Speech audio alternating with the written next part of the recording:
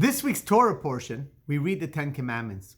And the last of the Ten Commandments is the prohibition not to be jealous of your neighbor's belongings.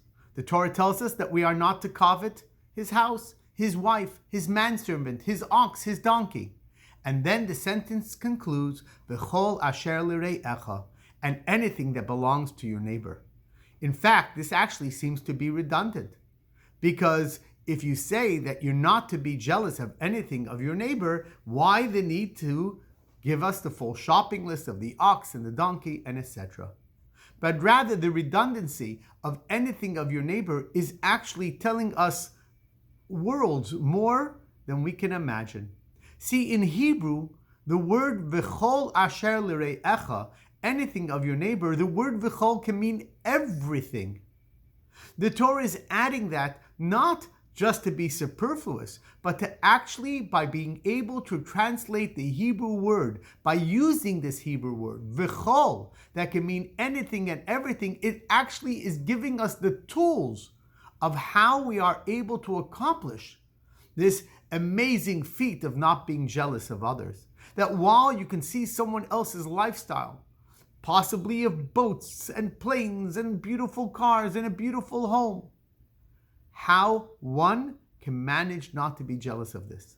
Because the key is to recognize that v'chol, it's not that you're jealous of one particular item of that person's life. You need to v'chol, take into consideration the entire picture of the person's life.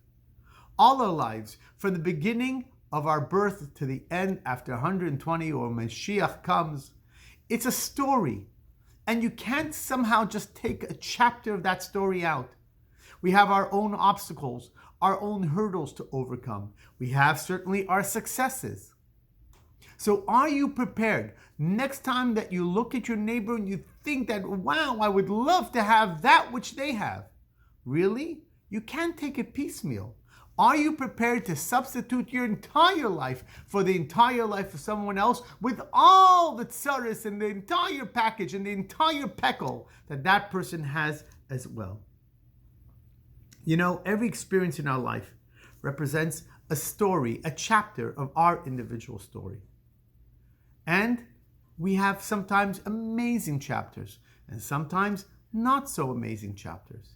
And that's true for everyone. It's your chapter, it's your story. And Hashem knows what He's doing. Don't be jealous of someone just because you seem to think that one particular item, I wish if only I could have that. Believe me, they have a story that's suited for them. And if you knew the entire story, you may not want it either. So don't be jealous.